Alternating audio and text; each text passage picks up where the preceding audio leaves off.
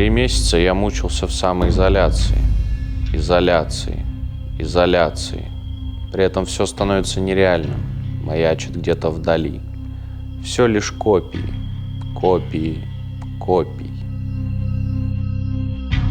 Но, пожалуй, эту историю стоит начать сначала.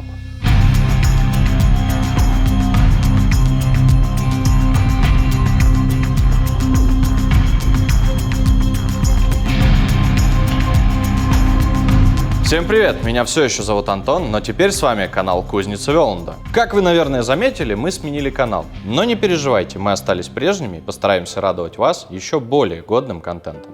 Как вы помните, я люблю историческую реконструкцию и эпоху викингов, поэтому сегодня мы сделаем с вами скромосакс. Что это такое и с чем его едят? Не ешь скромосакс. Ну, раз ты здесь, расскажи людям, что такое скромосакс. Я пойду штаны поменяю. Первое, в чем нас пытается убедить Google, своей поддельнице Википедии, что сакс и скромосакс – это одно и то же. Про саксы и лангсаксы мы поговорим в других сериях. В общем, скромосаксы – это боевые ножи викингов. Отличительные черты – это размер клинка. Короче меча, но сильно длиннее ножа, с очень толстой, порядка сантиметра, спинкой. Длиной 35-55 сантиметров, из которых около 10 – это рукоять. Оружие таких габаритов давало преимущество в тесной схватке. Там, где меч мешал своей длиной, скромосакс находил лазейки в бедре или в подмышке противника. Скромосакс вряд ли был основным оружием, но в паре с копьем или мечом после потери щита мог не раз спасти своего владельца. Еще один голос о дополнительности скромосакса дает археология. Известно достаточно погребений, в которых находились и мечи, и скромосаксы. Также есть вероятность, что данное оружие можно было пронести за стол в чужом доме, когда меч, топор или копье оставались бы при входе. Ведь нельзя распоясаться, то есть снять пояс в чужом доме. Но именно там висел наш скрам и являлся веским аргументом в разговоре. Ну и, конечно, скромосаксы имели богато украшенные ножны. На территории Руси найдено археологами порядка 12 скромосаксов. Но они не оставили следа в дальнейшем формировании комплекса вооружения. И впоследствии практически исчезли. Ну, вот теперь у нас есть понимание, что мы с вами сегодня будем делать. Сегодня я не хочу упарываться в исторические инструменты, оставим это на потом. Иди сюда ко мне, моя болгарочка.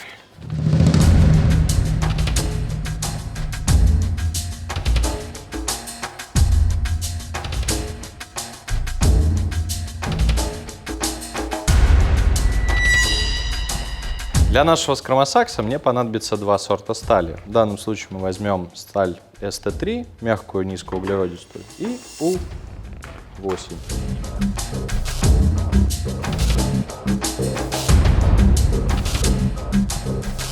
В основном скромосаксы имеют трехслойный клинок, состоящий из высокоуглеродистой стали по центру и обкладок из мягких сталей. Для этого мы взяли U10 на лезвие и для обкладок взяли ST3. Сейчас я откую из них пластины, и мы соберем трехслойный пакет, который сварим кузнечной сваркой. В центре у нас будет сталь U10, а по краям получится обкладки из ST3. После чего я вытяну эту заготовку в пластину, отожму хвостовик и придам нужную нам форму. После этого нужно будет выточить спуски таким образом, чтобы обнажить высокоуглеродистый слой нашего лезвия. Ну что, переходим к ковке.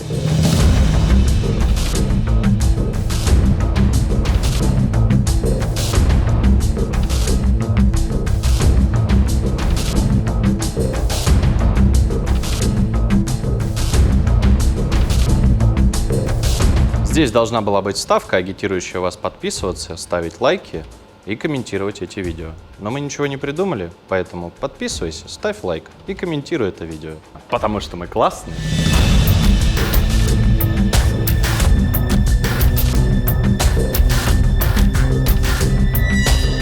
Сейчас мы нагреваем нашу низкоуглеродистую сталь, сгибаем ее в скобочку, вкладываем туда лезвие и завариваем все это кузнечной сваркой.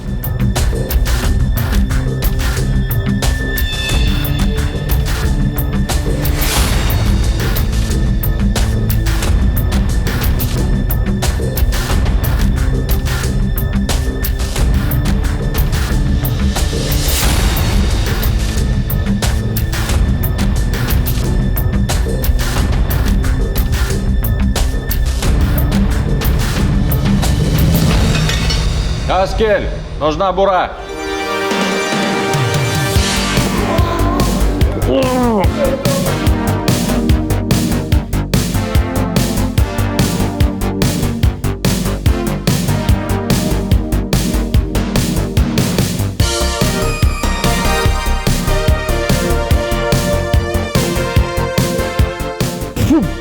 Fucking blacksmith.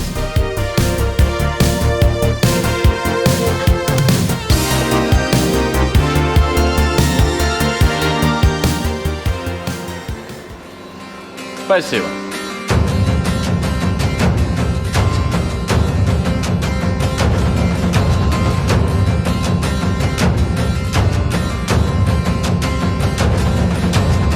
Наш трехслойный пакет сварился, и сейчас я придам ему нужную нам форму.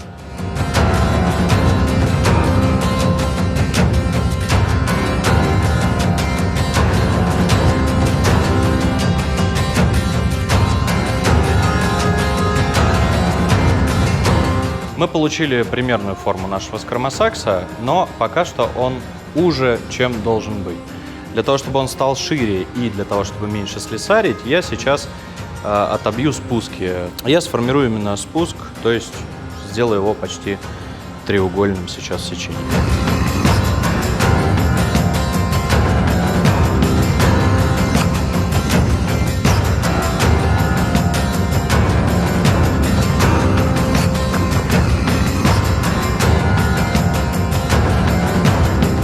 Для того, чтобы наш клинок было легче обработать слесарным способом, мы его сейчас нагреем до высокой температуры, а потом дадим ему плавно остыть. Для того, чтобы он дольше и плавнее понижалась температура, мы погрузим его в этот уголок и засыпем таким вот минералом под названием вермикулит.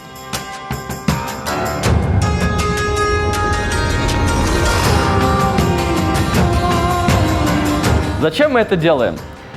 Если клинок положить на пол, то одна сторона коснется холодного пола, а другая будет на воздухе. Стороны остывают по-разному, за счет того, что стороны остывают по-разному, клинок может изогнуть. В вермикулите клинок остужается медленно и равномерно. И самое главное, что после этой операции клинок не поведет при закалке, то есть не изогнет и не будет никаких изменений в его геометрии.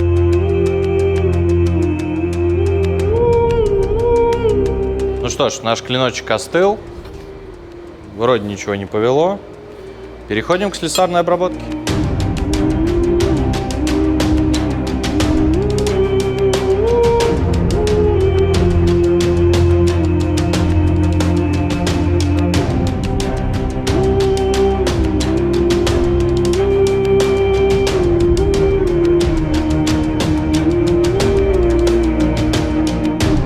Грубой слесаркой мы закончили. В процессе слесарки мы травили хлорным железом для того, чтобы найти наше стальное сердце. И свели геометрию к этому сердцу. После того, как геометрия была закончена, осталось теперь его только закалить.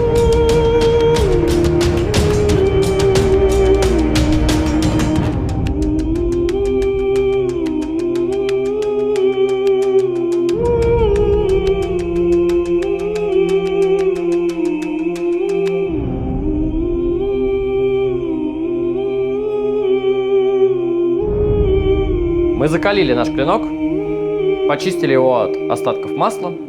Теперь на гриндере досведем его почти в острое и зашлифуем липучками. Вы спросите, был ли отпуск? Ну, конечно был. 2,5 месяца страна отдыхала.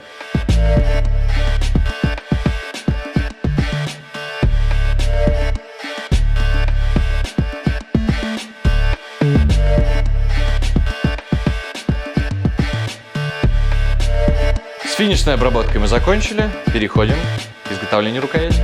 Для рукоятки нашего ножа мы возьмем ясеневый брусок с интересным узором, отпилим нужный нам кусок, просверлим насквозь, ну а дальше уберем все лишнее.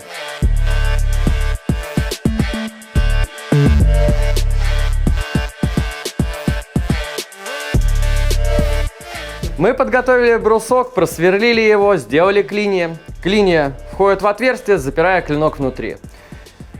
Сделали разметку, и сейчас на гриндере мы обточим рукоятку. После чего мы разберем, все еще раз зашкурим, ну и, соответственно, проклеим наши клинья, и эту конструкцию уже будет не разобрать.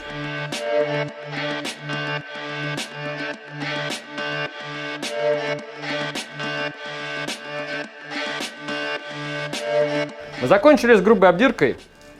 Сейчас надо зашкурить ручку, поставить, соответственно, тыльник, поставить гвоздики, предварительно подогнав хвостовичок под нужный нам формат, скрутить свиной хвостик, вынуть клинья, все склеить, и он готов.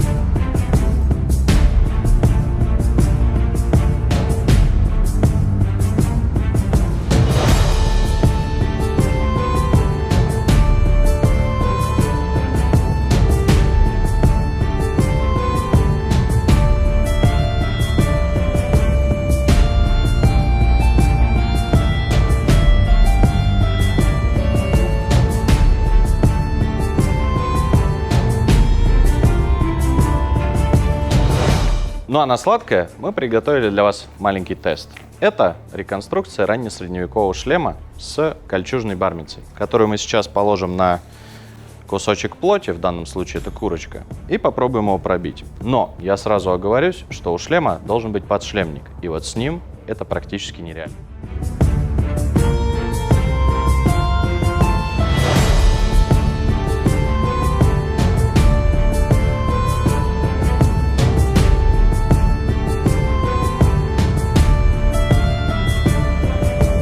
После нескольких попыток нам таки удалось пробить кольчугу, курочку и кусочек пня. Как выяснилось, для этого надо было просто не жалеть свою кольчужку.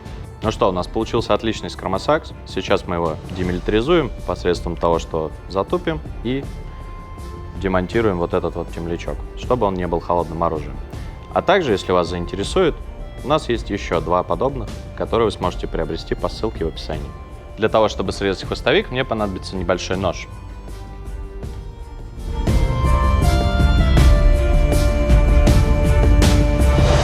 Друзья, спасибо, что досмотрели это видео до конца. Для нас это был сложный, но интересный опыт.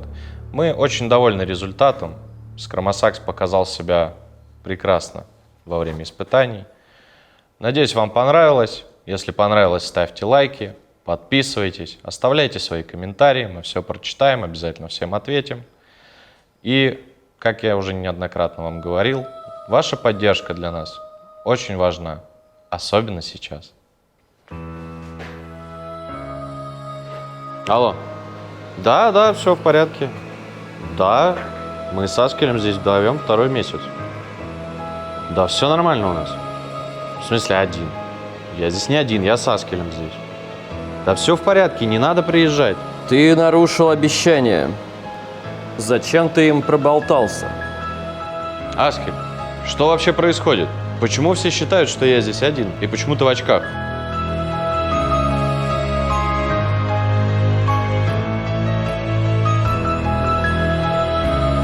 А ты не знаешь? Понятия не имею. Ты знаешь?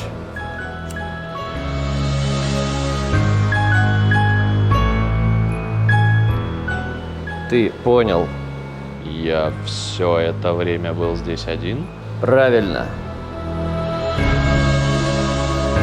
Искрам не у меня в руках, а у тебя.